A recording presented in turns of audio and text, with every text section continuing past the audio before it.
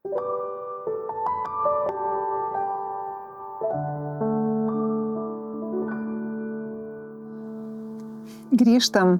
nagrinėti ir gilintis tikėjimu, kas prailgina mūsų dienas, prideda gyvenimo metų ir suteikia mums ramybės. Ir iš praeitų mūsų susitikimų mes prisimenam, kad būtent aš žmogus, deduosi Dievo žodžius į savo širdį, apie juos mąstau, aš elgiuosi gailestingai su kitais, aš esu teisus, pildausi Kristaus pažinimu, aš pasitikiu, tikiu viešpačiu ir nesiremiu savo supratimu, aš ieškau Dievo išminties ir supratimo, ieškau esamojų laiku, vadinasi šiandien ir dabar, prisimenu, kam skiriu laiką ir su kuo bendrauju, ar aš skiriu laiką bendraudamas su viešpačiu, dėkodamas jam už viską, nes būtent taip aš įgyju išmintį ir supratimą, fokusuodamas savo žvilgsnį į viešpatį, bendraudamas, skaitydamas, dėdamasis viešpaties žodžius į savo širdį. Nes viešpats sako, kad jo išmintis, kad nuo viešpaties išminties netitraukčiau savo žvilgsnių iš savo akių, kad Dievo išmintis neišnyktų iš mano akių, kad saugok sveiką nuovoką ir įžvalgumą. Aš turiu tai daryti, aš žmogus turiu saugoti sveiką nuovoką ir įžvalgumą. Aš tai turiu daryti, ne Dievas už mane padarys. Tai bus gyvybė, sako, tavo sielai, kai aš saugosi viešpaties išmintį ir supratimą. Tai bus gyvybė mano sielai ir papuošalas mano kaklui. Tada eisiu saugus savo keliu ir mano koja nesuklups. Atsigulęs nebijosiu ir mano miegas bus saldus. Įsivaizduoju, tai yra garantija poilsiui. Jeigu aš pasilieku viešpatyje, mąstau apie viešpatį, dieną ir naktį, aš mąstau, tą darau, sako, tavo miegas bus saugus, tavo koja nesuklups, viską, ką tu darysi, tau klesties ir seksis.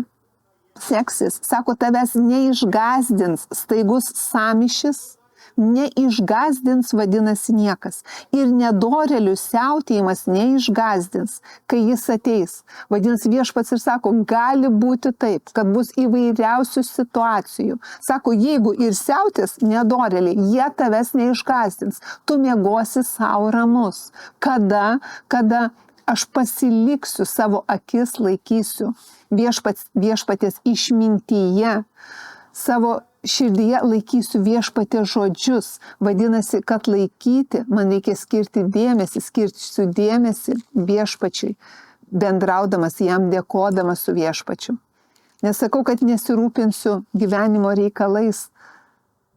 Darysiu savo užduotis ir darbus geriau negu visi, nes taip liudiju viešpatį savo aplinkai, kur gyvenu. Bet prioritetas, kur pasilieka mano mintis, kur pasilieka mano protas, būtent mąstant taip, kaip viešpats mąsto, kad aš pasitikiu viešpačiu.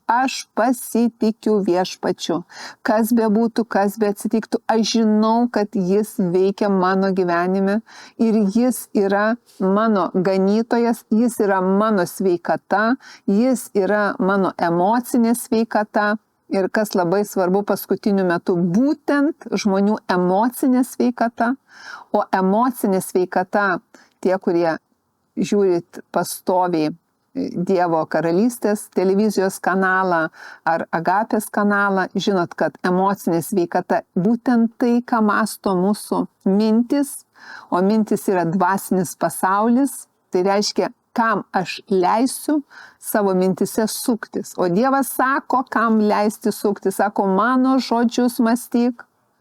Ir dar kada, sako, dieną ir naktį nuolat mąstyk apie mane. Pasilik su manim ir tada, sako, tu saugiai miegosi ir jeigu siautės nedorėliai aplinkui, tavęs tai neišgazdins. Yra vien viešpaties nuostabiausi pažadai. Svarbiausia, neišgazdins jokia bloga žinia, nes mano širdis bus įsitikinus viešpatyje, įsitvirtinus. Nes mes prisimenam, kad tikėjimas yra visiškas įsitikinimas to, ko aš laukiu,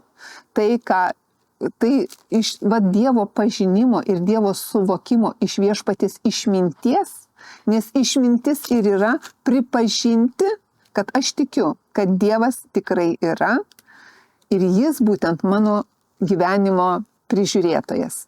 Be to, pavyzdžiui, 18 psalmė, ką sako, myliu viešpatė tave, tu mano stiprybė. Viešpatė sako, myliu tave. Ir kas tai sako žmogus?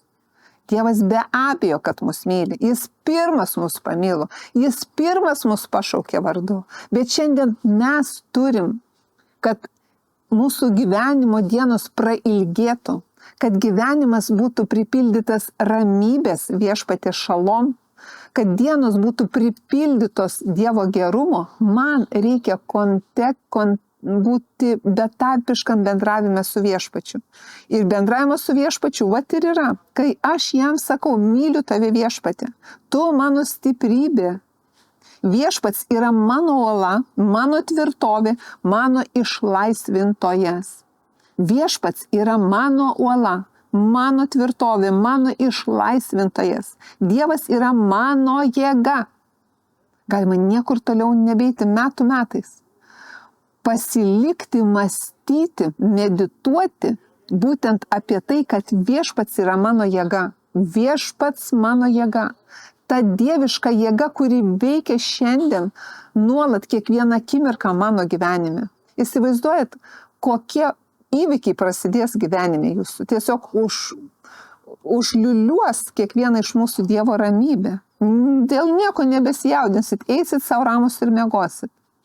Nes aš žinau, kad Dievas yra mano jėga, mano stiprybė, mano uola, mano išgelbėjimo ragas, mano aukščiausias bokštas. Mano stiprybė ir mano jėga. Vat įsivaizduokit, kas ką gali mum padaryti, jeigu aš suvokiu, kad viešpats yra mano jėga. Viešpats yra mano stiprybė.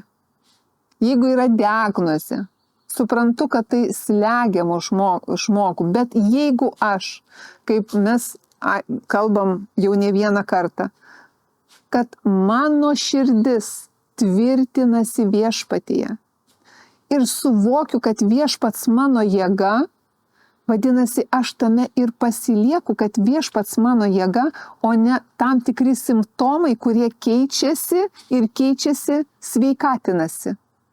Kad ir kokie bebūtų santykiai kažkur aplinkoj, aš žinau, kad aš elgiuosi taikiai. Aš nesielgiu man kaip patarė bedieviai ir nesėdžiu su apjuokėjais, neapkalbinėju žmonių.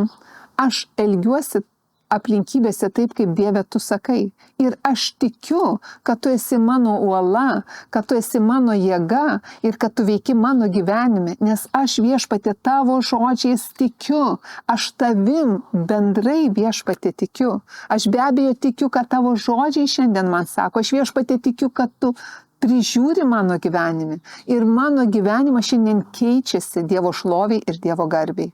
Ir tai yra nuolatinis, betarpiškas bendravimas, pasilikimas mūsų minčių, mūsų kalbėsenos, mūsų bendravimo vienas su kitais būtent viešpatyje. Nes aš prisimenu, kad neišsigąsta mano širdis ir nebūgštauja mano širdis, nes viešpats man taip sako, kad tegu nebūgštauja jūsų širdis, tegu neišsigąsta. Pasitikėkite manim, pasitikėkite Dievu, viešpats sako. Ir tada, ar aš leisiu savo galvoti tam tikrus scenarius, ar vis dėlto aš pasilieku ir elgiuosi aplinkybėse, kaip žodis sako. Ir tas pasirinkimas yra būtent kiekvieno iš mūsų mano pasirinkimas, mano šiandien pasirinkimas. Ką aš šiandien leisiu tau galvoti. Nes mes prisimenam, kad Timotiejaus laiške ir rašo viešpats, kad aš nedavau jums baimės dvasios, bet daviau jums jėgos, meilės ir sveiko proto dvasių. Tai reiškia, kad viešpats nedavė mums jėgos, pralaimėjimo to mąstymo, bet jis mums davė jėgų rinktis, pasilikti, mąstyti tai, kas gera. Tai, ką Dievas sako, būtent mūsų mintis ir protas gali tai reguliuoti. Ir būtent tai, kas dabar labai mėgsta į meditacijas ir meditacijas eina vaikšto. Tai vat kaip svarbu, ką ten šiandien aš nuėjęs mąstau, ką aš ten mąstau toj meditacijai.